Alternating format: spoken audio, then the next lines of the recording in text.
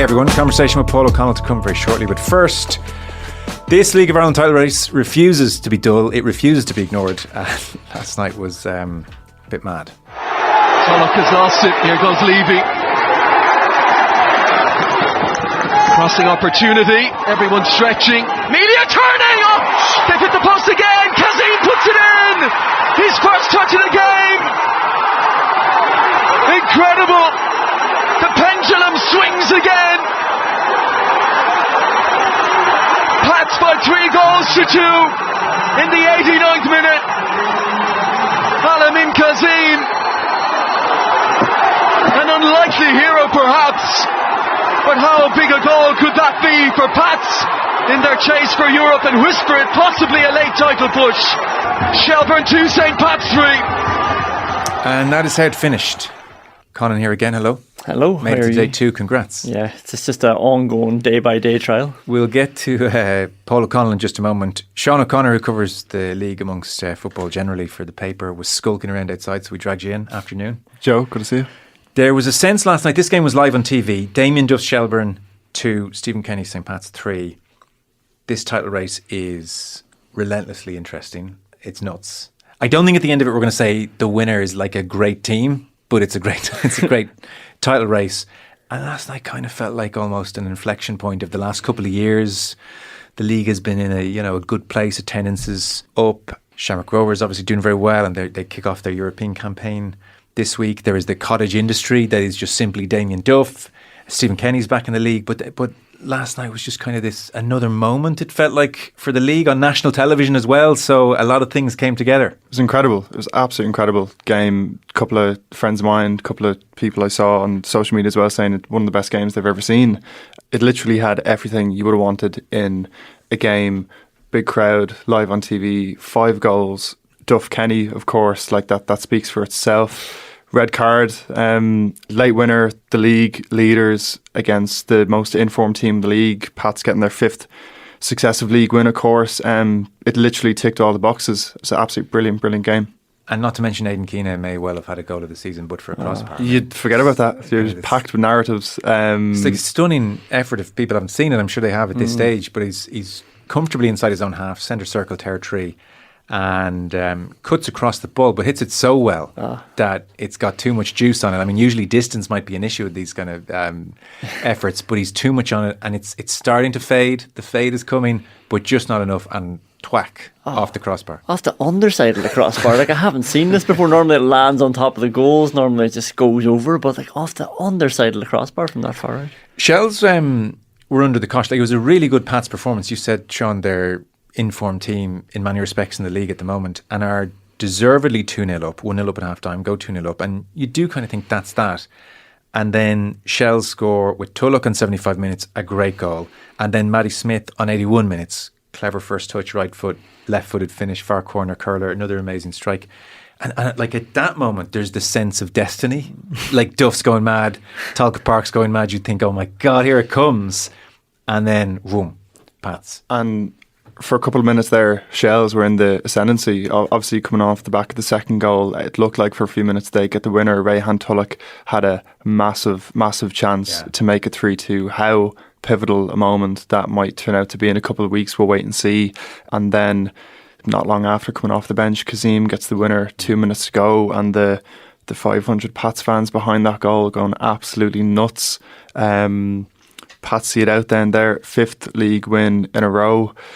Absolutely incredible ending to an incredible game that really had everything you would want. I know the cliche is like great game for the neutral, good advertisement for the league, but you'd be hard pushed to find a better game than that this season. It is an extraordinary title race in that our league leaders have won one league game in 9 and they're still 4 points clear of Derry. Derry do have a game in hand now. Derry are in terribly average form as well. It's not like they're hunting Shelbourne down. But you just look at Shelbourne's results in the league alone. They did not win a game in September. They won 1 game in August. They did not win a game in July. They're top of the league. What has happened? It's quite hard to put your finger on it. They have been hit with injuries. Sean Boyd is just not long back there. I think you can't look past the fact that they lost Gavin Molloy and Will Jarvis in the summer. 2 of arguably their best players. Will Jarvis winning Player of the Month twice this season before he left. Just shows you the calibre of player he was and the void he left. They have signed a couple of players to help fill that void. Aidan O'Brien, of course, I mentioned there. He got a big goal in the Cup a couple of weeks ago. Kind of hard to put your finger on, but just looking at Shamrock Rovers and Derry, a lot of chances they've had to close that gap. They just haven't. I was at Shamrock Rovers there last Friday against Pats. Pats winning 3-0. Rovers' worst league defeat of the season. And had been in good form coming into it. And had been in good form coming into it. Derry were up in Drogheda. Massive chance to close that gap even further. Lose to Drogheda. Yeah. It just seems like every chance the team has had to make up the gap, they just haven't. And, I think someone mentioned it's just a slow bicycle race to the end. It's extraordinary stuff, and we're looking like the lowest points total in a long time, but it doesn't take away from the drama, the theatre. It's just captivating. We're in for a massive few weeks. Yeah, here's some of Damien Duff after the game. Damien, as dramatic a Dublin derby as we've seen here, how do you sum it up? Hard to take. Obviously the big disappointment we lost. Aligned with that, the goals we give away. You can't give them amount of chances to such attacking talent because they're stone cold killers, and they certainly are at the minute with the form they're in. Outside of that, amazing resolve. That's why they're a special group, getting back into the game with 2 wonderful goals, and again the third one, soft you'd say, but the lead up to the goal, I wouldn't even call it poor, I would call it disgraceful decision. John Martin just right behind you there, they rugby tackle him to the ground, and the free kicks given against them. 6, 7, 8 seconds later they score here, which is still poor. It's not an excuse mentality, but here we'll have to dust ourselves down and recover mentally and physically and go again Sunday. So that's Duff. He's not happy with the refereeing decision. The free against John Martin, as he would have seen it. Aaron Bulger was, I thought as well, like, okay, there's a degree of Martin with a hand on Bulger, but it's 95% Aaron Bulger. It did look to me like a nailed on free. Damien McGrath, the referee's having a bad week. Was there? What about Damien and Stephen? Was there anything on the sideline? Did you pick up anything from their relationship? Because there was a, I think, flashpoint towards the end, but I don't think Stephen Kenny was involved. There seemed to be a few words going across. I think it was not long for Kazim came on. There was a few words going back and forth between both benches. I don't know what it was about. Yeah, I don't know. I think the relationship between Duff and Kenny, I mean, it was talked about obviously in the earlier fixture this year, and I think I got the impression, not phenomenally warm, not necessarily cold, professional. But they're about highly complimentary of each other after the game, like as Duff talking about Pats being stone cold killers, Kenny obviously very complimentary of the remarkable, when you look at Duff's coming up to 3 years so far, the absolutely remarkable job he's done, taking them from, they were newly promoted in his first season, first FAI Cup final in a long time, European qualification last year, and now leading the table for the majority of the season, and now just 3 or 4 games away from their first title since 2006. It's extraordinary. Like, if they can, slow bike race, egg and spoon race, whatever way you want to kind of characterise analogies. If they can just stay standing and hang in there, it's already, you can't but ignore the fact they played Derry on the last day. This thing's destined to be nuts. He did say, by the way, on Damien McGrath, the referee, in another interview I was reading, he said, outside of that, which is what he said to Shelbourne TV there, I won't comment anymore. I know other managers in the league are allowed to comment and say what they want about referees. I won't, because I'll get a ban. To which Stephen Bradley at home said, sorry? Me? They play on Sunday. Just again, add further intrigue, like the momentum of this title race, the intrigue around it continues. So they play Rovers on Sunday. That's coming up to be an absolute cracker. Just looking at the table, Shelbourne 54 points.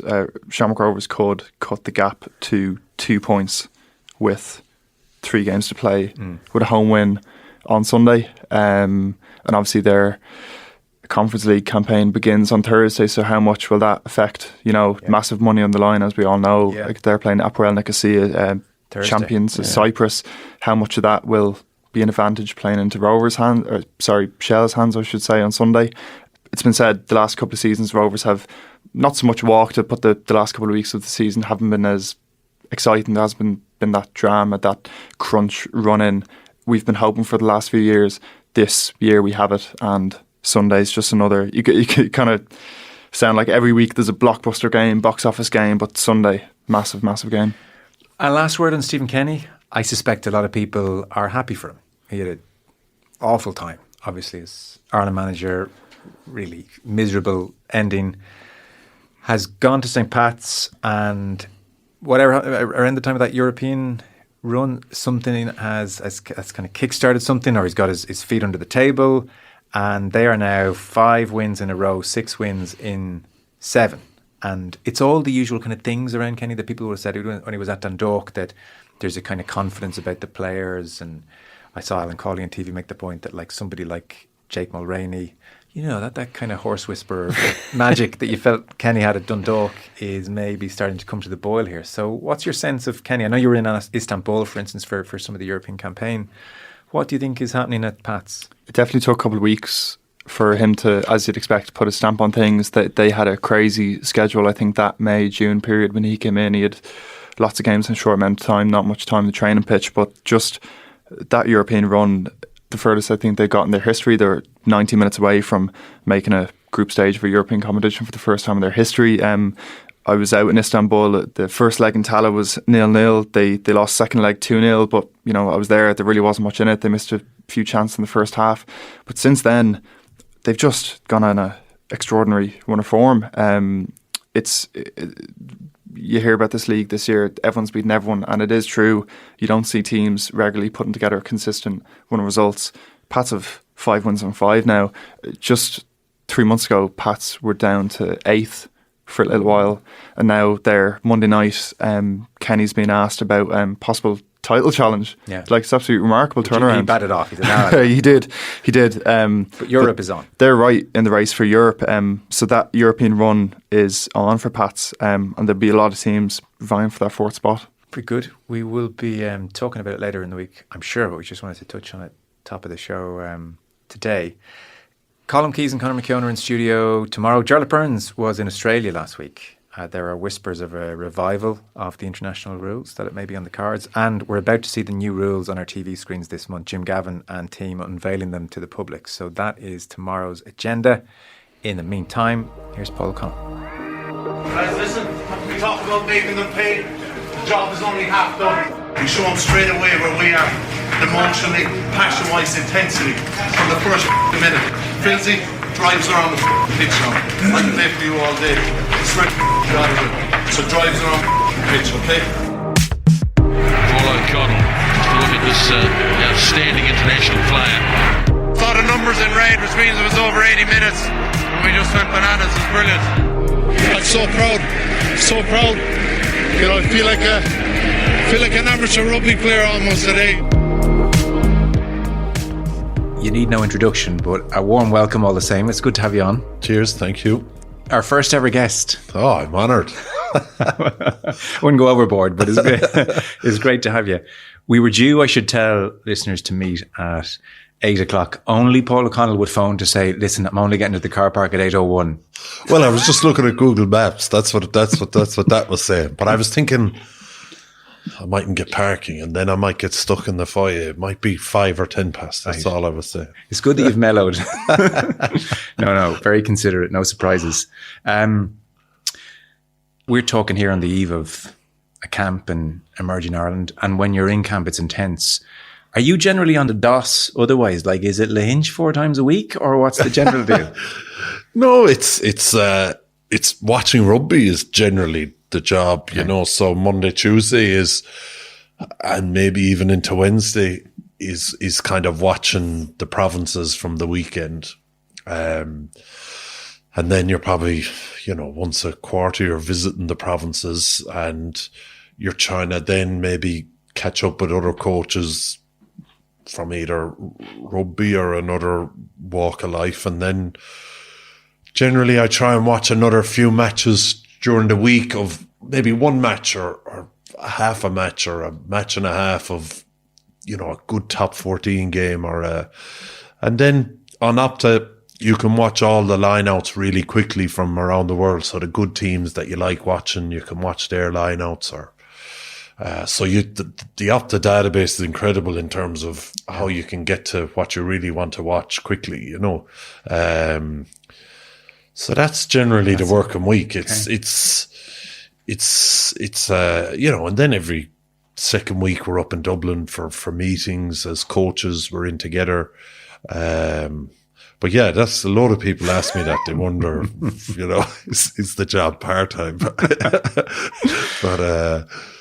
But that's not to say if you wanted to take a little bit of time to play some golf or do something, you can do that as well. Because when you're in camp, you're 7 days a week for 5 weeks in a row or whatever it is. You work up your days in lieu.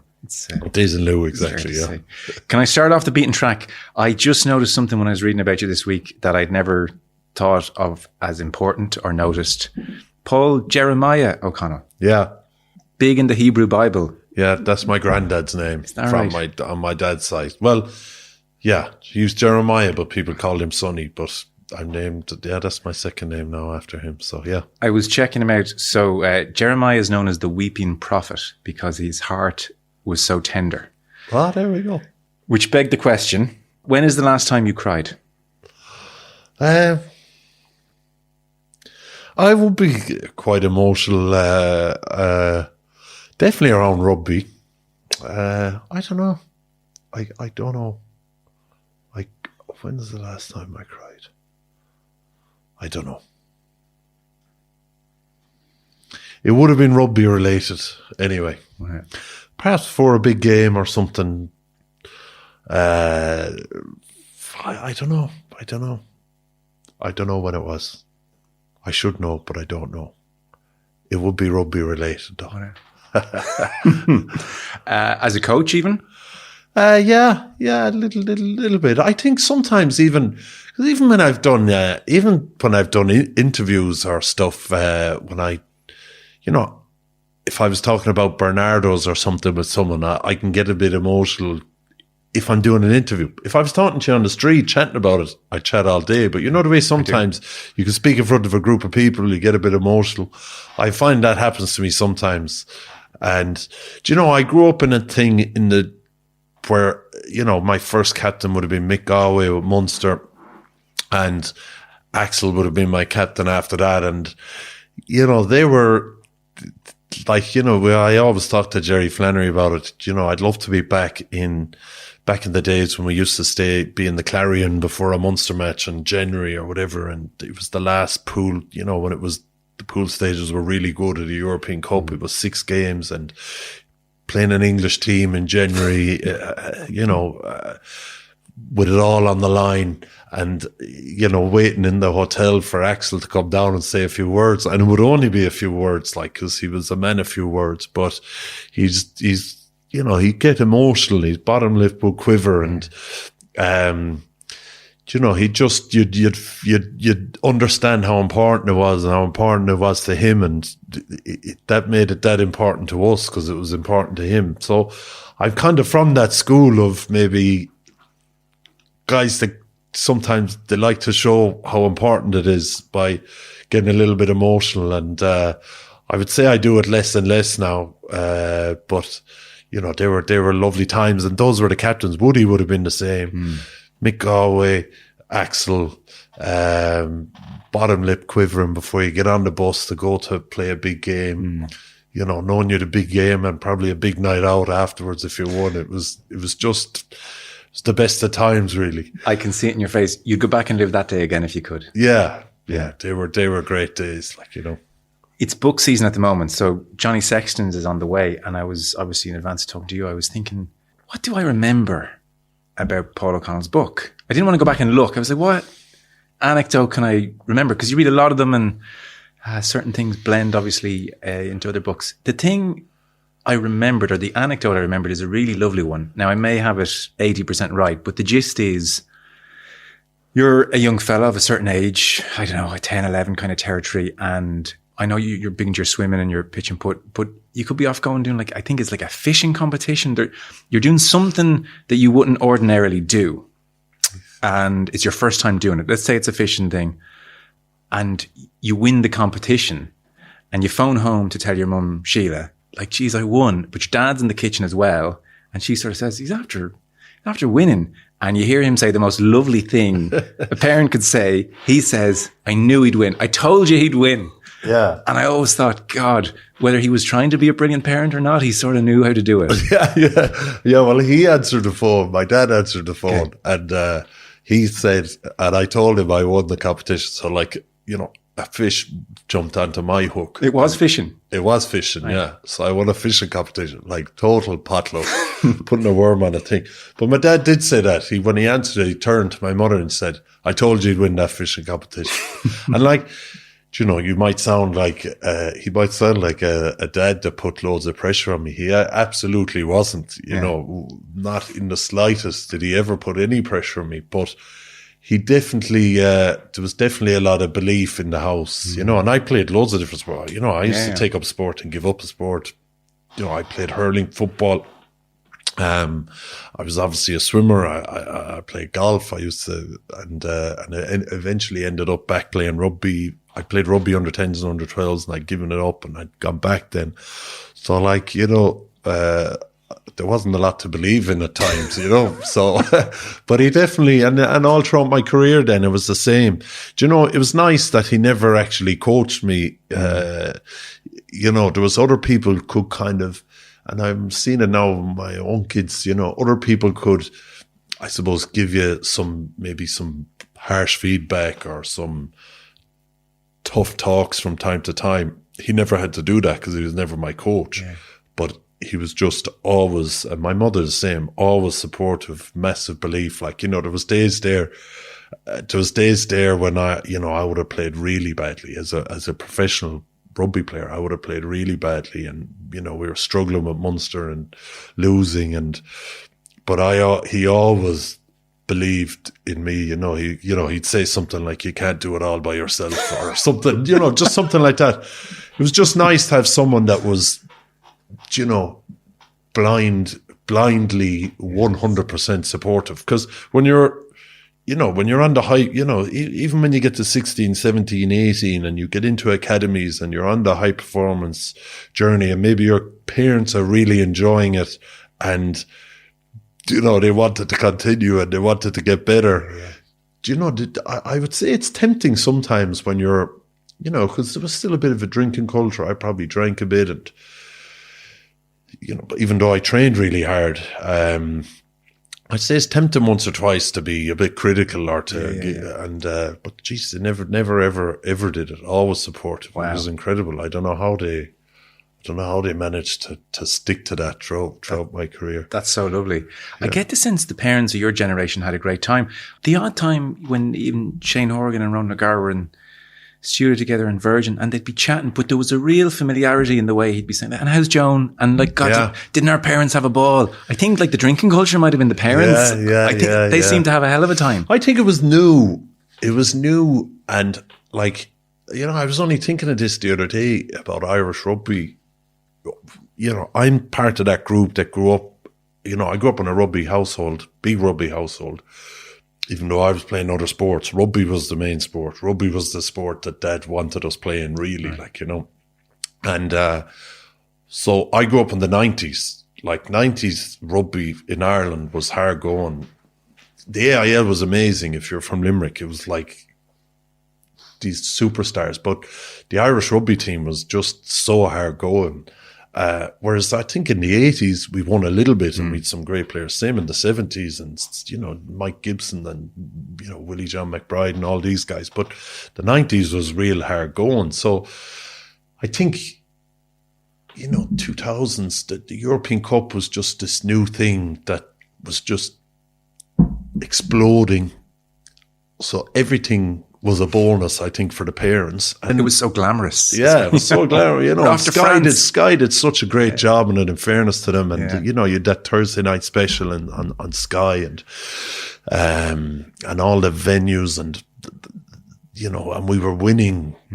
And same with Irish team, we were beginning to do good things as well. Things were turning. So I think maybe there was less pressure for the parents because, you know, we were winning a little bit, but there wasn't the pressure from previous Irish teams there or previous Munster teams or anything like that. I think it was a sweet spot. Yeah. So your dad, and sorry, I'm leaving out your poor mother, who's just as amazing, I'm sure, but your dad, this great parent. As for Paul O'Connell, the parent, 3 kids between 7 and 14 now. If we sat them down and your better half and said, what kind of dad is Paul? What do you suspect the answer would be? Probably strict at times, a bit too strict at times, I would say. You're the disciplinarian. I'd say we're both the same, but right. Def probably could be more laid back than I am, you know. But I'm around a lot. The job takes me away a good bit. So when you're away, you're away. So, you know, when you're on tour, you're gone. When you're Six Nations, I get home some Wednesday evenings and they'll get up to some of the games. But most of the time you're gone. World Cup you're gone for a long period. When you're gone, you're gone. But when you're home, you're home. Like you can bring them to school in the morning. You're not well, my day anyway doesn't start at 7 o'clock. I drop them to school and then I go home and I crack into it. And, you know, a few evenings I'll collect them from school and I'm able to go to the matches in the evening and I'm there for dinner and, you know, I'm not out entertaining clients or anything like that. Well, that sounds... And the games at the weekends, if I'm going to a game, I can bring them to a game and things like that. So, and is that terribly enjoyable? Is that kind of everything you hoped it would be? Yeah, I enjoy going to matches. I enjoy the drive. Like, I enjoy the drive to school and I enjoy that stuff. I enjoy the drive to Lahinch, or I enjoy cooking dinner or eating dinner together. I mean, like, you know, we didn't go on a massive amount of holidays when we were young in my childhood, but I do remember it's been a great childhood for the normal stuff. Like, you know, the normal stuff was go crack. Yeah. And I hope my kids would say the normal stuff is go crack as well. And I know, so you're a deep thinker about these things. Are you like very consciously reading all the academic papers on the best approach to parenting and all these books? Or are you instinctive? I'm just doing it how I I'm feel? definitely trying to, well, myself and my wife, like myself and my wife have listened to one book, an audio book that we listened to at the same time together, because our last fella, like a lot of parents, our last fella is a tricky customer at times. But I'd be trying to be laid back and trying to be aware and trying to let things pass and not trying to, I suppose, solve everything for them. And, you know, they're good kids. Like they're not. They don't need a whole lot of. They don't need a whole lot of discipline. They just need me to be nice and calm, I think, with them and show them the right way now and again. Okay, well then a perfect time to play one of the two clips I was going to. So this is us, actually, and I'm off the ball a couple of years ago. Alan Quinlan's there as well, causing problems, and you'll hear Brian O'Driscoll as well. So have a listen. I mean, you keep playing down the competitiveness. I don't play but you're clearly a weirdo. It's very much under control now. I would admit that it did go too far. I mean, we don't play. I remember we were playing Monopoly with my missus one time, and a few of the people that were living, we had people, when I was young, when I bought my house first, we had people living in the house. I used to love Monopoly. We used to play Monopoly, but I remember one day we nearly broke up. She started selling her properties off cheaply to other people to try and beat me in Monopoly. You should clarify it's your wife now, Emily, in case she's listening, not your missus. But, and we had a massive row. She was in tears. And, for God's sake. What's wrong with you? It was cynical, yeah. So you've mellowed? Yeah, I suppose I have. I was very, very, that was my biggest strength, you know, as a rugby player. But growing up, it was my biggest strength was my competitiveness, you know. Other people are, you know, have lovely hands or lovely offloaders or they see the space well and they're able to get it to the space, or they're good put. You know, I was a competitor. That was my strength. Yes. Like, you know. Because I was going to ask you on that point, there's a line you had or have, which actually has landed with a lot of players, and you hear players routinely quote it now. I don't know if you came up with it, but certainly you popularized it, where you said, as a player, the aspiration was to be world class at the things which require no talent. And that's kind of survived, I think, a bit beyond you initially saying it. So I'm curious, in coaching, what part takes no talent? And maybe I'm more interested, what is the talent in coaching? I understand what talent is on a pitch as a player. What's the talent in coaching? I don't know what the talent in coaching is, but I think you can work hard at figuring out what you stand for, and you can work hard at putting language around what you stand for, and you can work hard then at,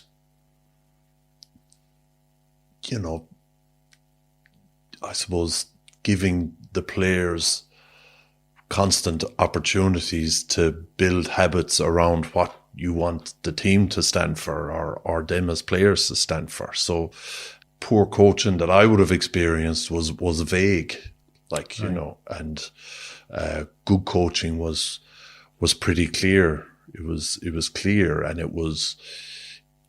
was an understanding that this is actually going to be hard to learn. So we're going to keep doing it and keep giving you chances to get it wrong and then get it right again.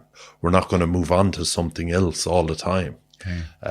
So I don't know, is there any talented coaching? But that's what I felt.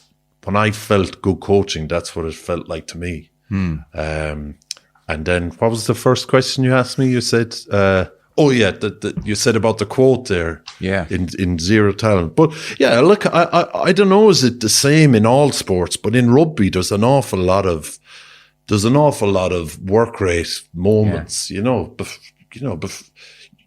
if you want to make a good tackle, and some guys were just amazing tacklers, they can get their foot in close, and their shoulder contact, and they can leg drive, and they can do all this stuff, but I suppose getting into the position to be able to do that, and be able to even to see that play unfold, to put you into the position, actually takes no talent. You've got to get off the ground quickly. You've got to look at what's going on in the game between your guys and their guys, and where the ball is and when it might appear. You've got to scan those things.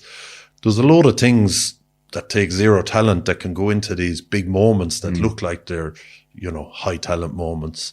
So I think that was the point. I don't know where the quote came from. I don't know where we're using it in Munster, we're using it in Ireland a bit. It's something that I would say that, Jerry Flannery and Donegal Callaghan and Peter Stringer and those type of David Wallace, those type of characters would believe in and buy into as well. And we may have been using it amongst each other, Yeah. And you get the credit. I get the credit, yeah. Yeah. I presume as well, I mean, certainly one of the talents in coaching is that ability to not just have the knowledge and not just sit at the laptop, to impart it. I mean, you're talking there about trying to get it across to them. That's a real art. Like, you'd be so curious afterwards. Go, did you understand what I was saying to a player? Yeah, I don't think it's an art. Like, there's a you can go to college and you can, you can study it, break it down. You can study coaching, but you can study teaching. And do you feel there's a lot of people have a teaching degree. And where do you feel you rank? Like, obviously, a lot of former teachers populate rugby coaching fraternities. Yeah, I suppose Joe Schmidt's way would have struck a chord with me, because I was the player struggling to learn things, and all of a sudden I found I was actually learning them a little bit quicker now, because I think he was probably using proper teaching methods that he'd learned in college and that he'd used as a teacher in school. So you were struggling to learn things. Well, not to learn things, to do them under pressure. It's all well and good, we when you want to tackle, or you want to have your foot in close when you tackle, so you can do that in a load of different drills. But trying to do it then when you've to, when there's a big game on, we all, under pressure, we probably revert back to our bad habits. So you've got to try and make your bad habits your good habits, so that under pressure, that's what you can deliver. So, I think he put a great emphasis on training and training almost like you play. Even though a lot of people say that and a lot of coaches say it, he was able to really deliver it, he used to stand at passing drills we did and used to absolutely shout at us and bark at us. And some guys didn't like it, but I think they didn't realize that he was just trying to create the pressure you might feel in a match. He didn't, he'd be laughing and joking 5 minutes later. Yeah, it wasn't because, even I hear some people saying it now that they found it intimidating. he was creating the pressure scenario that maybe previously we had trained without that pressure and then struggled to play under that pressure. Whereas he created that in training, which allowed you to deliver it in games. Maybe there's a balance. You were there, I wasn't, but based on what the criticism would say, it's that it was too much intensity, that maybe it just was too prolonged. I think definitely some people struggle with it, but I don't know that everyone fully understands some of it. I used to find it really enjoyable. Okay. And I wasn't good at a lot of the stuff that he wanted. There was guys that certain plays used to revolve around because they were good at the real hard skill. I wouldn't be given that job. I'd be running dummy lines or I'd be holding people down at the bottom of a ruck. But you still liked it. Yeah, it was proper coaching. Interesting. Let's talk Ireland then. 2021, you start with Ireland. Who calls you? Do you take any convincing? Do you jump at it? Is it basically after a quick phone call you're in, or what was your approach? I had always gotten on well with Andy, and I'd spoken to him a few times, and I'd nearly taken a defence job somewhere, and I'd spoken to him about that, and I nearly did it, and he just rang me one day out of the blue and said, would I be interested in doing it? And in my head, I probably was thinking straight away that I was going to do it, but I told him that I needed a small bit of time and to think about it and chat to people about it. But your agent would nod approvingly at that line. No, well, but probably in my head, I was saying I'm definitely doing this, really. Because he was a brilliant coach. Like one of those guys. I didn't work for him for long. We were on the lines, and the lines coaching is a little bit different. It's hard to get everyone aligned on something. You probably are instilling the principles of what you believe in, but you don't have the time for all the subtleties, and the sub-principles are probably what really makes it work. But so I worked with him in a small period on the lines, and I got on great with him and really enjoyed how he went about his business. So it was a brilliant opportunity to work with a team that I love, to work in international rugby, which I think if you have a family, certainly in the Northern Hemisphere, I think it's a bit easier. It's certainly in Ireland, you can get in your car on a Wednesday afternoon, you can go home, you can be back in camp Thursday morning or whatever, so you can get home a little bit. Whereas, might be different in South Africa or New Zealand or whatever. But so it was a chance to work with some brilliant coaches. I was still very inexperienced, but Simon was going from the line out and the defence to defence on its own. So he was going to be able to keep an eye on what I was doing and check what I was doing. So I knew I was going to be able to get over the first few months where I felt a little bit out of my depth, or I'd have him to help me along. Jeez, I didn't think you would feel out of your depth. I know the inexperience, but that's surprising to me. Just the game moves quickly, and if you're out of it for a little bit, or if you're coaching somewhere else for a little bit, or whatever, I'd done stuff at the Munster Academy, then I'd done stuff with the Irish 20s, then I'd been in Stade Francais, but I'd been out for a little bit. Okay. The game moves quickly, and Irish rugby moves quickly as well, I think, so it was great.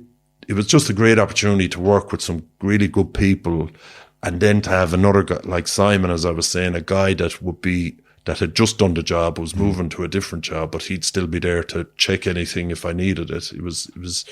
It couldn't have been a better opportunity for me. It felt like you made an immediate impact.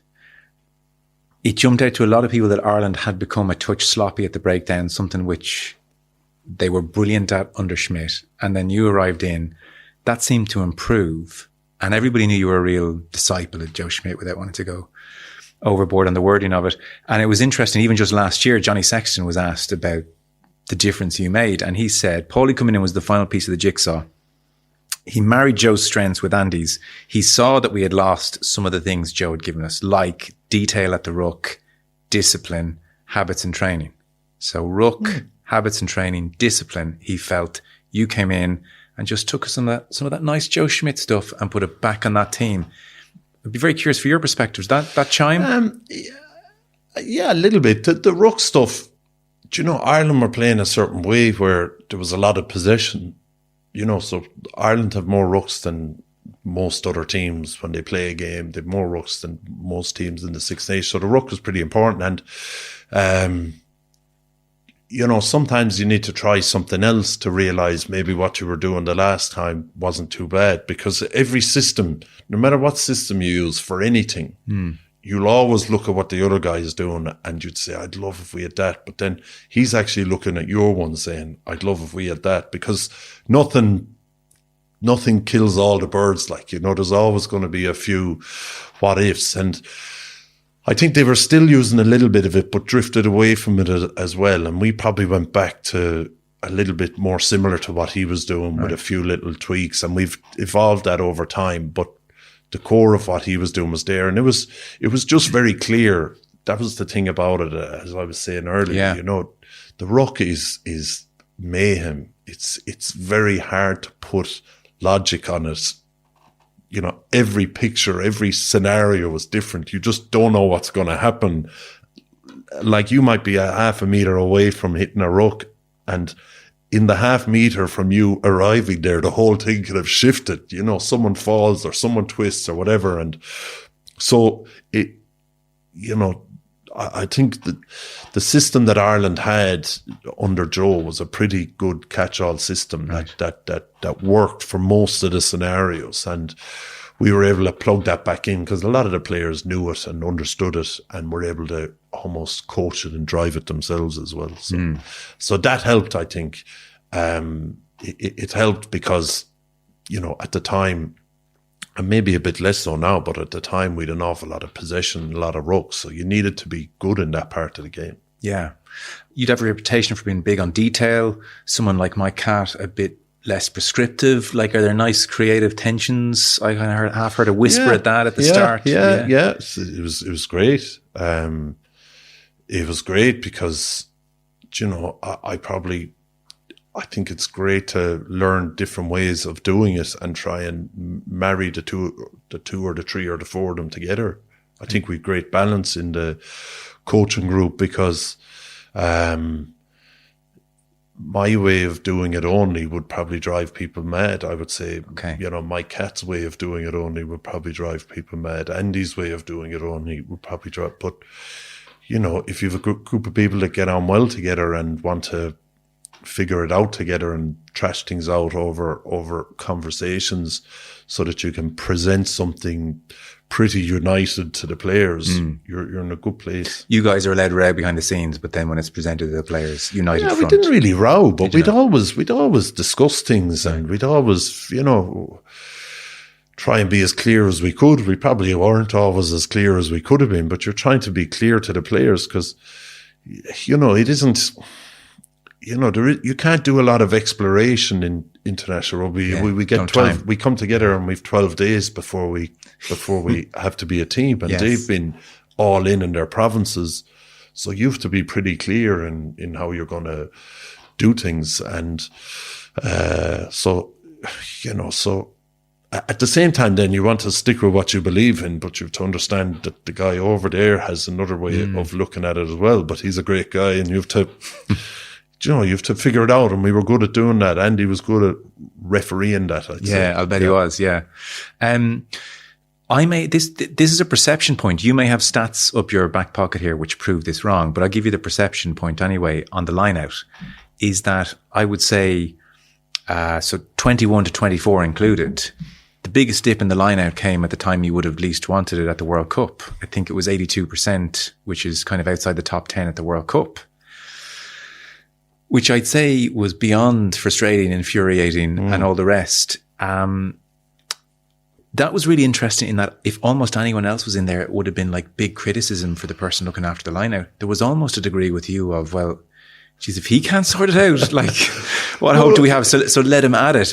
Why did it strike at the worst possible time? And am I right in saying that was the dip? Yeah, well, like, I think, you know, I'd say the three best defensive lineouts in the world would be ourselves, South Africa and New Zealand. You saw in the South Africa-New Zealand World Cup final, either of them could barely win a lineout off each other.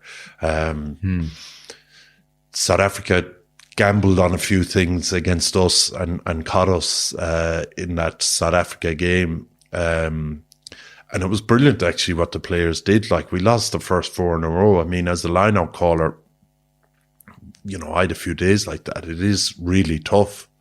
But fairness to the line-out callers and to Ronan Keller, they got things back on track.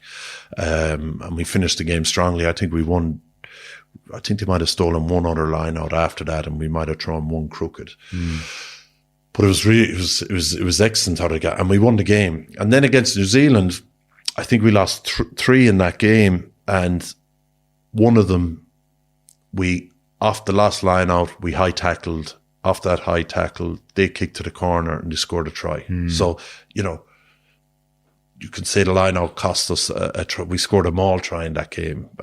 We scored another try off a maul in that game. So, sometimes it's hard to grade where your line-out is good or bad. Like, you could lose 3 line-outs in a game, but you could score 2 maul tries in a game. Okay. And you could say, well, you operated at 70%, but they actually scored 2 tries and they didn't concede a try off a maul.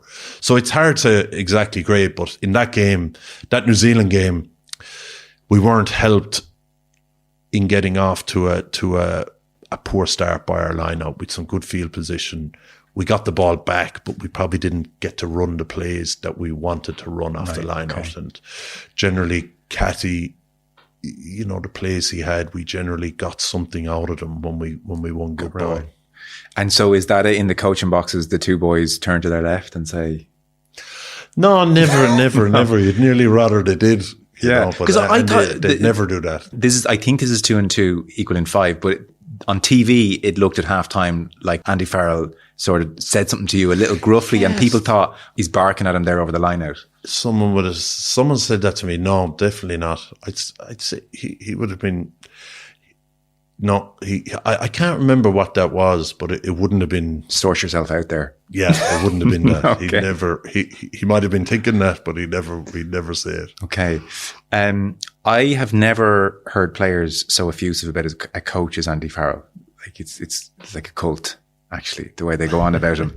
So what has struck you about him as a coach? What has he done here that has seemed to just have the secret sauce? He's very conscious of the pressure part of things that would have come out of maybe some of the reviews from the World Cup, and worked hard at, having very high standards and trying to get the guys to play and perform at a very high standard and not let them have anything but the highest of standards, but at the same time not to let that pursuit of high standards affect their enjoyment of the game or affect their ability to perform under pressure on the big occasion, I think, so it's a hard one to do probably, to have high standards of people, but also, want them going into a game relaxed and ready to enjoy it and not afraid of making mistakes. So I think he does that really well. The word I keep hearing is vulnerability. This is what everyone's saying about a Farrell camp. It's very different maybe to that more macho environment of 20 years ago. It does seem, maybe that's a wrong perception. Yeah, I think it's the big buzzword now, vulnerability, isn't it? But, I suppose as a coach, you want to know if people are struggling or don't understand something or are feeling nervous to the point where it might affect their ability to perform. And maybe, I think, I think in every camp back in the day it was a bit macho and you had to pretend that you weren't nervous or you pretend that you knew everything or pretend that you were ready to go out and do what was required. Whereas I suppose trying to take pressure off players by understanding that side of it has become a big part of what Andy does and Gary Keegan does as well. I was struck by Calvin Nash, who played Six Nations first time this year, and after French match, I think he came out and like lots of his post-match interviews were God, I was so nervous all week. I felt awful. I was telling Andy about it. I felt rotten. I felt terrible. I was so nervous. There was no sense of like, if I tell the coach I'm panic stations here, I might not play at the weekend. Yeah. That struck me as, wow, that's progressive. Yeah. And listen, I think it's a very good thing. And I wish I had it as a player. And I think it was probably the next progression in coaching anyway. I think Andy does it particularly well, maybe because he was probably part of that era where, it was quite macho, same as it was for us. Well, he would have been told to man up, and what are you talking about? Yeah. And there's a bit of that needed from time to time as well. Sure. But I'd say most of the time for our guys, it's just they work incredibly hard. They're very smart rugby players. They're really well coached in their provinces. We've a very good team. Trying to help them stay out of their own way is a big part of the job. Okay. And I think he coaches that really well, and I don't know, a lot of coaches can coach scrums and lineouts and mauls and rucks, and you can go and learn it pretty easily, I would say, and teach it. Trying to take pressure off players while also trying to perform at a high level. There's a real skill set in that, and I think he's good at that. Your fear of God speech, which makes you, no. So you'll say, well, look, those days are gone. Should they be totally gone either? Like, that's amazing in many respects. You went out and played so well. Andy Farrell always talks about that match. I know in part because he played in it, sure, but he holds that up as like, wow, that's an ultimate level of primed physicality performance. I don't know if that should be gone totally either. I don't think it's totally gone. Right. I think that, and it was less, maybe not as much. Eddie O'Sullivan would be very insulted, but I think just that used to be such a big part of it. Yeah. That, the emotion, we'd say now the emotion is the icing on the cake, whereas I think back then it was a lot of the cake, it's not the whole cake. Okay. But say New Zealand in a quarter final, is there icing on the cake that day? Is a dressing room as pumped physically and talking in the same way? Yeah, if the characters that are a bit like that are there, are they still there? There's always a few of them. Yeah, who drives it? Who drives it these days in that dressing room? Who would set that tone if it was that kind of a day? Pete would be a little bit like that, Yeah. He's in the wrong generation, isn't he? He wishes he was back with Anthony Foley. That's where he wants to be. But no, it's still. There's plenty of them. It's just less of it. It's just less of it, and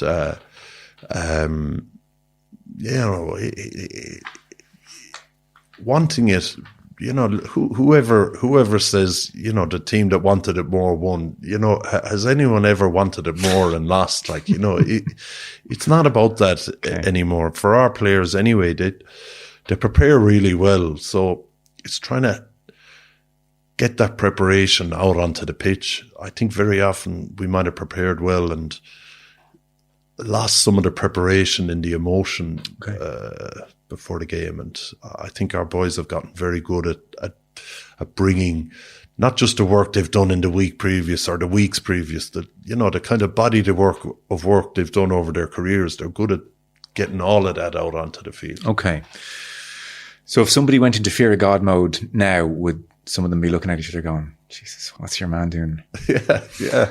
I would say so, yeah. I would say, listen, there's Johnny be the coolest customer on the pitch back in the day, but he was quite old school in the dressing room before the game. And I think sometimes for younger players, it's nice to see how much it means to guys or how important it is or how emotional they can get playing for their country or playing for their province or whatever it is. It's nice to see it sometimes. If someone's walking, if someone isn't filling the gap, you get on his case, you say it to him. If I fucking walk and I want to hear it, listen to me now, listen to me. I want them standing back thinking what the fuck is going on here. Not for the first 5 minutes, every fucking minute of the game. Fucking manic aggression. Did you scare anyone? Did you fucking put the fear of God into anyone? All right, on your feet. So you're watching a ton of rugby, and obviously you're at the coalface as well. You said the game changes a whole bunch.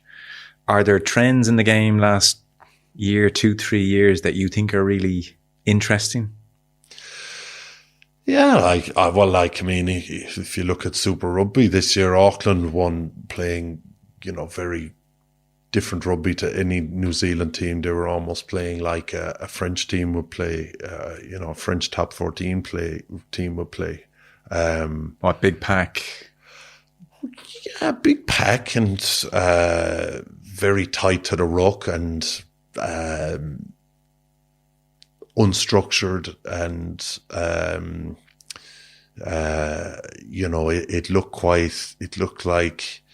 it looked like there was no logic to it at times, but I would say there's an awful lot of logic to it, same as maybe Toulouse or Bordeaux can look at times. And I presume that's from Vern Cotter coming from France, a Kiwi living in France, going, this is actually a great way for Kiwis to play. So some of the tries they scored during the Super Rugby competition, you couldn't copy them. You couldn't say we're going to copy this style of play because it just looks so unstructured. Right. So I would say a lot of teams are going to be moving towards that style of play now in the future. At test level as well?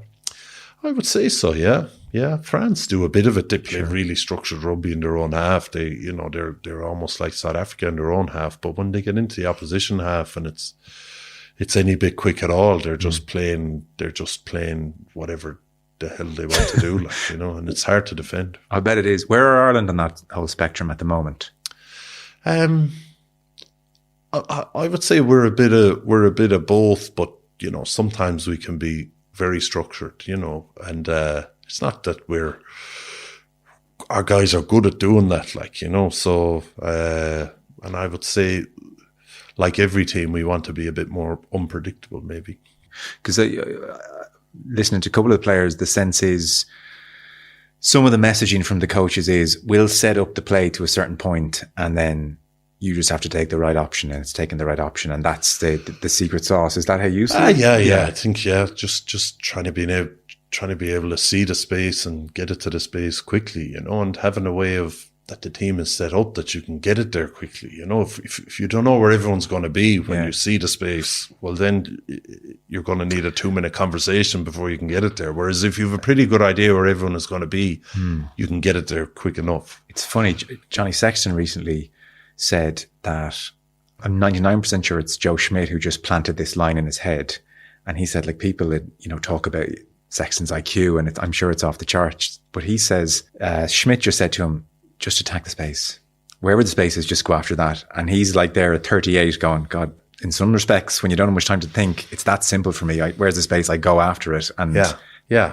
A good chunk of how he's going about his business. It helps if the rest of the team are looking for the same thing, okay, and are aligned with how to get it there, because, you can take it and you can kick it across there. That's probably the simplest way of doing it. But if you want to pass it there, you need to have people there to pass it to so that they can get it there as well. And so being aligned is really important. Yes. And that's why you need a little bit of structure, Yeah. And are you enjoying watching rugby? I mean, if you were a fan, would you like what you're seeing out there now? Do you think the game's in a good place in that respect? Incredible. I thought the rugby at the weekend was amazing. Munster Connacht game was brilliant. I've seen very high scores in rugby at the moment. Yeah, very high scores. Super Rugby was incredible. Or not Super Rugby, the Tri Nations was incredible. Super Rugby was actually really interesting to watch. The French rugby is brilliant to watch. Will we go back to routine scorelines ever again of 12-9 and 15-12? Are those days kind of gone? I don't know. I know the odd test match obviously is that way. I think things happen, the defence gets on top for a while, and then the attack figures it out and gets on top for a while. But I don't know. I can't see it. I think teams are getting better and better at finding space now on the pitch. So who knows? What's your role next year when Andy Farrell goes? Head coach. No, I'm joking. No. I would say it's the same role, assistant coach and, and supporting Simon. But, even we did the emerging tour, almost a trial run of it 2 years ago, and we have it again. It's still a bit different because you can't do it the exact same way Andy would do it. So, I'm sure it'll be a bit different, but we've a pretty good idea of what works for us and why it works for us. Okay. And I'm sure it'll evolve a little bit from what we do, but not massively. Yeah. He won't be smuggled in clothes baskets, Jose Mourinho style, somewhere in 25 if things aren't going well, will he? I doubt it. No, it'll be good. It'll be good for us as coaches. It'll be good for the players as well, because it will be different. And when he comes back, then it'll be more different again, because he'll have garnered a whole host of experiences with the Lions. So I think in terms of stimulating everyone, it'll be a great experience as we head to the next. Yeah, are you itching to go on the lines with him as part of the coaching staff? I don't know. I don't know. I'm no comment. Yeah. I don't know if I'd be. I think there's certain coaches will go on that and they'd be really confident doing it. They're probably maybe doing it a little bit longer than I would be. I think it would be a tough. I think it'd be a tough tour. Sure. You've 2 games a week. You've different countries coming together. Like the Lions coaching is, and Warren Gatlin and Sean Edwards, they did such a great job of it with Ian McGeechan in 2009.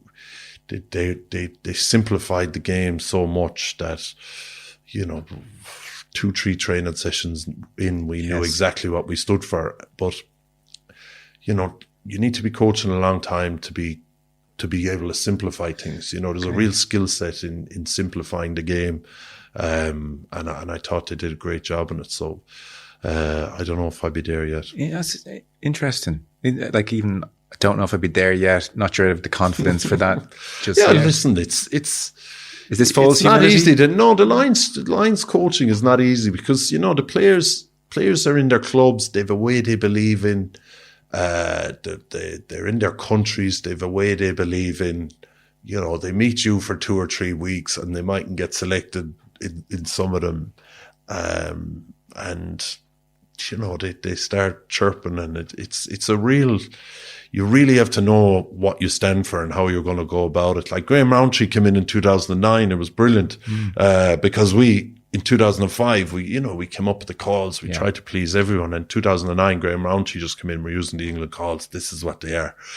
And I was like, well, I think this is actually a simpler system here. And he was like, no, this is what we're using. And it was brilliant because he knew it inside out.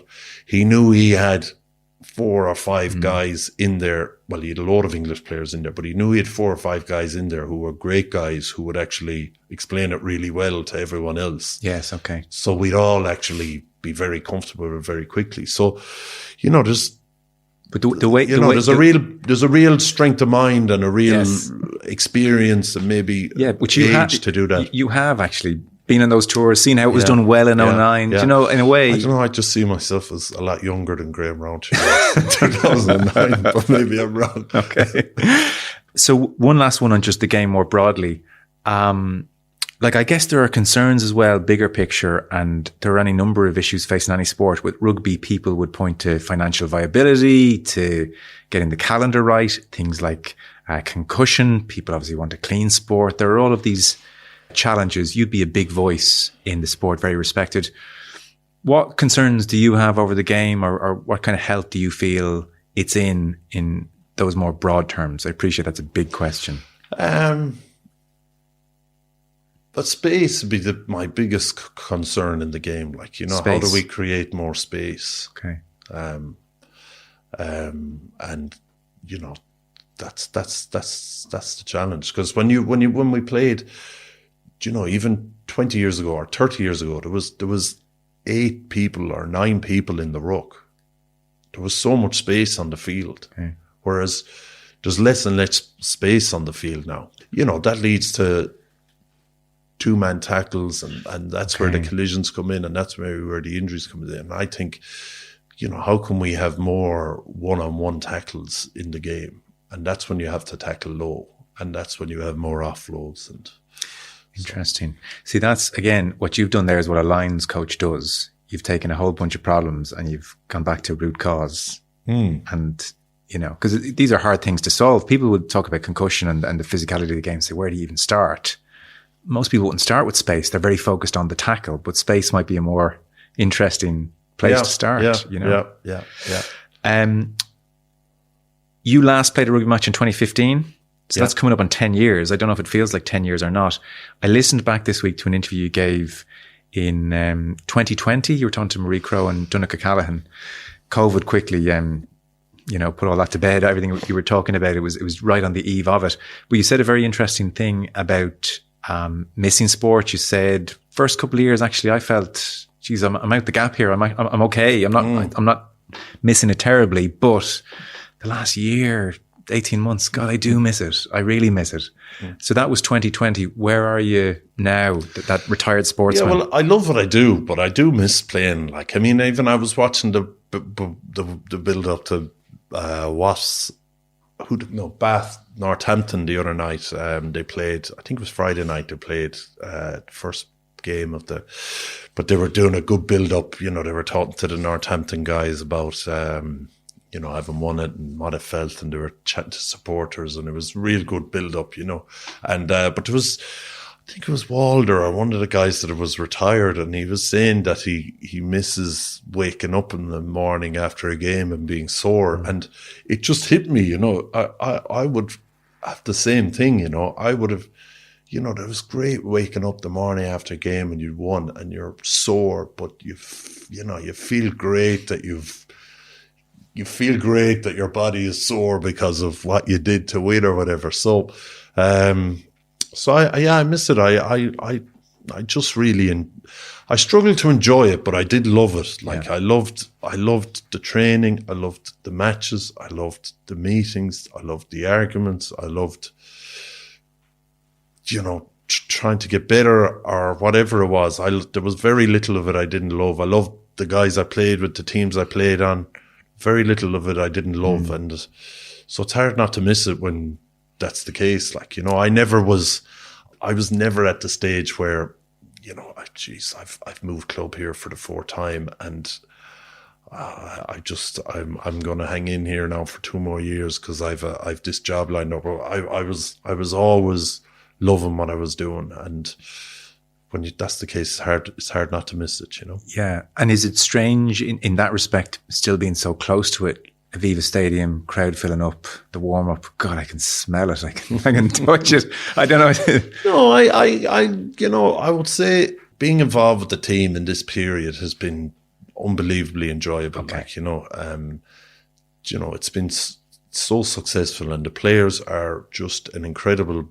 Every coach says it, I'm sure, about the players they coach, but they're a great bunch. They, we put pressure on them to do certain things to be better, and they never shirk it. So being involved and being inside it with a great group of people has been really enjoyable. Now, I heard someone else retired saying no, they've no interest because they know they're finished and their body isn't capable. I'm a little bit like that as well. Like, I know my time has come and I had a great time of it. So I know I can't go back playing. I'm not like one of those guys that retired early and thought, geez, I could have done it that didn't happen to me.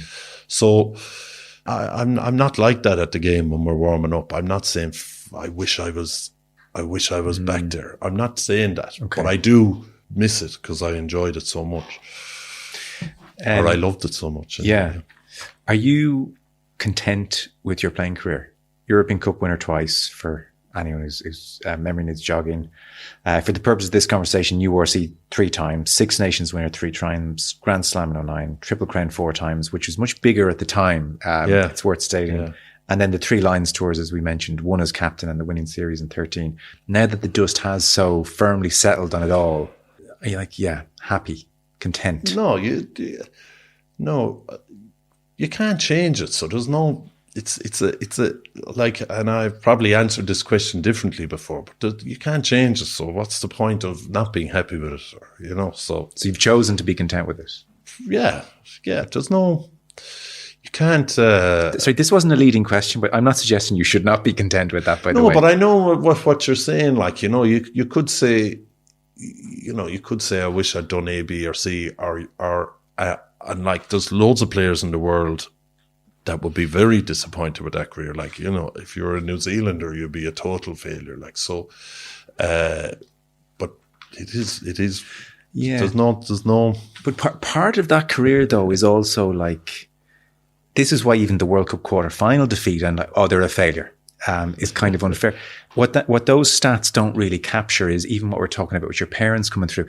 This was the start of the Heineken Cup. This was Irish Rugby from the 90s. So, this was building something. So yeah, a New Zealander might think, well, that's not up to much. But actually, there's a hell of a kind of journey in there as well. It's more complicated than just what you won. Yeah, and there was a lovely article before the Olympics Paul O'Donovan did in the Sunday Times. I don't know, did you see it? Where he's such a brilliant speaker, but he was saying, being asked, you know, will it be a failure if he doesn't win a gold medal? And the question was just so wrong to him that, like, all he said was that he feels that he's living a life worth living, you know. So he trains really hard. He obviously has to study and all that in between it, and he has his ups and his downs.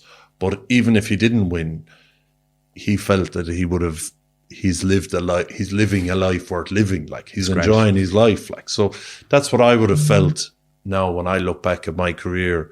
Whatever I won or lost, I always felt I wouldn't rather be doing anything else. You know, I never felt I was making a sacrifice. I probably missed a few weddings and a few stag do's. They were the only sacrifice I make. Everything else, you know, I was loving doing it. So I think that was a great article, that Paul O'Donovan thing, because when I read it, I said, you know, sometimes you read something and someone has articulated exactly what you'd love to have said, you know. And would it apply to the World Cup quarter-final defeat? Is that, or is that? Sure, that's all part of it, isn't it, unfortunately? Yeah.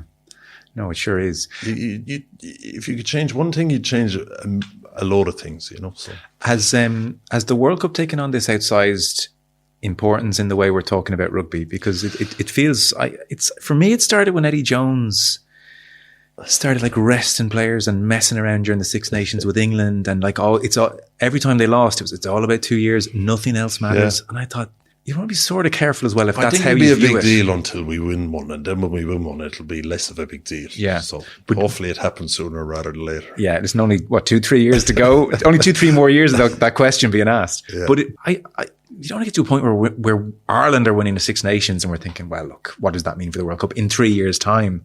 That's not a great, you know, back to Paul O'Donovan's point, that's not a great way for us to view Irish rugby at all times either. But I think we don't view it that way, to be honest with you. And I don't feel that, you know, I never feel that from anyone in the IRFU, you know, above the senior coaches, or I never feel it within the coaching staff. Yeah.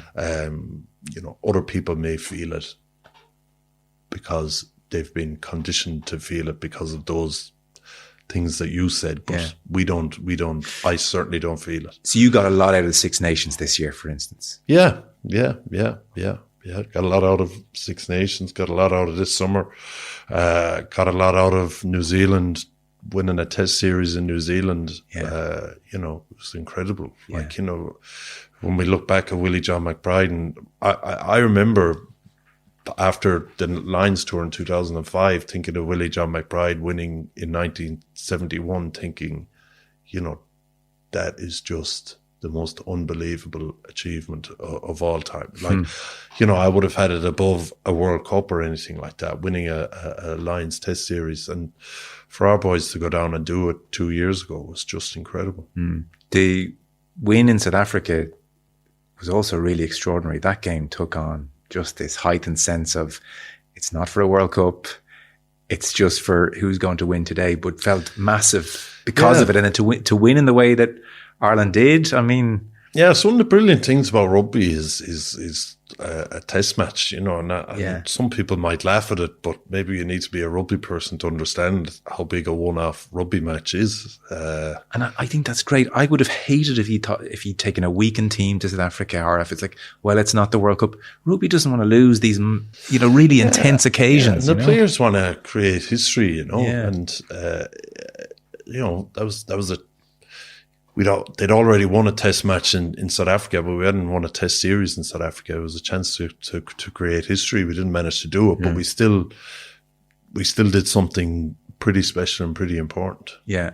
So when that drop goal goes over, you still get a hell of a rush, and that's we as were as it bonkers, gets. and it's never happened to me. I've always seen coaches in the box, that go mad. It's never happened to us. We've all been, whatever way it's happened, we've all been delighted but pretty calm at the end of games, and that's I've never had that as a coach. I nearly fainted. We were celebrating so much, so I actually had to sit down. So it was a brilliant experience. It's back. It's going to be the attempt at the drop from Frawley. This for glory. He's done it. What an end to a test match. What an end to a season. That is one of the greatest moments in Irish rugby history. Why do you think that one in particular got you? South Africa are double World Cup winners. We obviously have a healthy enough rivalry with them. Razzie is an interesting character. He obviously coached Munster, and there's plenty said in the build up to the game, and they're hard to beat down there. They're an excellent side. They're very physical, but they're very smart as well, South Africa, and how they go about playing the game. So for our lads to, I suppose, almost win the game, have the game pretty close to being in the bag in the first half, to have lost it then in the second half, and then to have come back and won it in the last 5 or 10 minutes, it was a brilliant experience. Yeah, I can imagine. Just a last one. This is slightly random, but I've never actually asked you about this before. You spoke to the European Ryder Cup team in 2016. Yeah. At Hazeltine on the Tuesday. Yeah. Now, they went on to have a record defeat. Their worst since Walton Heat in 81. So, but I'm just picturing Henrik Stenson, Sergio Garcia, Rafa Cabrera Bello, Martin Keimer and Thomas Peters looking at you and thinking, yeah, who is your man? What do you say to them, or when you speak to teams like that? Do you have a go-to core? No. message? That day I didn't speak for long. I was just one of the things that I spoke about was one of Joe's things was about winning the next moment. Okay. And I suppose you had to tell a few stories, rugby stories around that to bring it to life, because that's what they're living in that competition, and probably in golf all the time. So that was one of the things I spoke about. And there was a few other bits and pieces, but they were very nice. They were very eager to engage and chat, and I stayed around for the evening. They were, that comedian from Bradford, or not the comedian, the magician from Bradford was there. I can't remember his name. Right.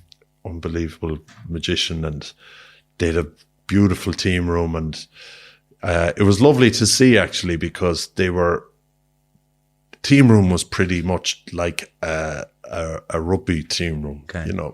But they were really excited to bring me in to see it, because they thought that nothing like this had ever been put together before. Yeah. But for them, they don't ever have that. So it was lovely to see, actually, how much they enjoyed being part of a team and having someone to rely on, and because I'd say it's pretty lonely, and I think that's what they seem to enjoy about the Ryder Cup. But yeah, the speech didn't work anyway. Do you do much of that stuff? Would you be speaking to teams regularly? Not really. No, not really. No.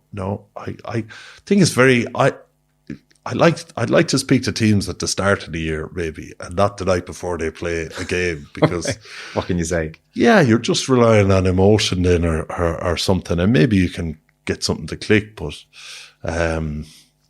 I think most of our guys on the Friday night before the game now, the work is done. They don't need a speech. Our guys, And what if you speak to a team at the start of the year? Do you have a go-to core thing that you tend to come back to?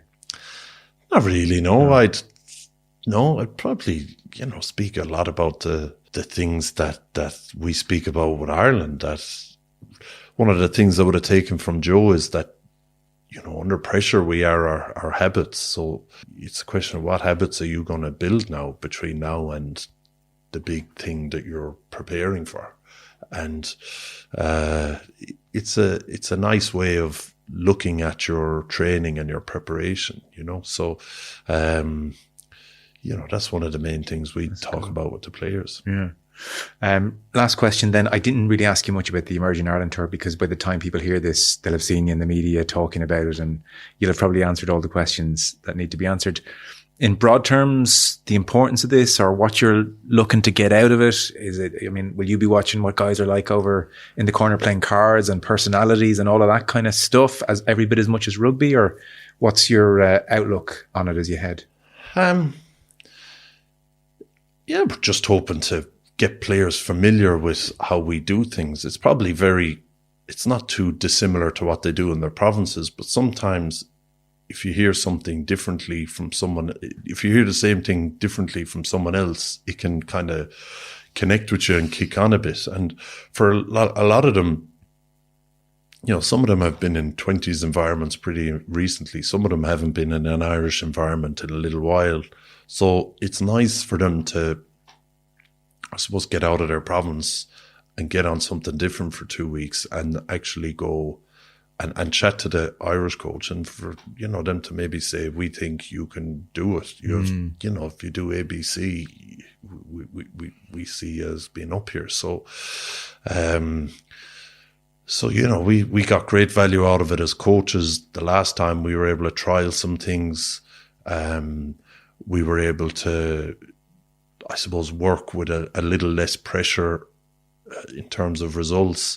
And some players came out of it really well. So there's a load of things can come of it. It's not just about trying to get players through. It's a great opportunity for us to coach. It's a big gap between the summer tour and the autumn internationals, generally speaking. The gap between the autumn internationals and Six Nations isn't too bad, and Six Nations and the summer tour isn't too bad, but it's a big gap. So it gets us back up and running with our coaching. It allows us try some things, and obviously gets us connecting with the kind of the next level of players underneath the senior squad and the next level of players that have a chance of coming through. And sometimes just players need to hear, it's as simple as this. Do A, B, and C, and you'll be up here. So will you still be coaching in 10 years? Do you think? I don't know. I honestly don't know. I think about that a lot and figure out what the next step might be. But I don't know. We'll see. You don't make 5-10 year plans, that kind of stuff? No, certainly not at the moment anyway. Okay. Well, it's great to see you're enjoying it, and thank you so much for sitting down and doing this. I know you've been great with your time and you've moved a few things around to do it for us, so we appreciate it. And Paul O'Connor, all the best. Thank you. Cheers. Thanks, Joe.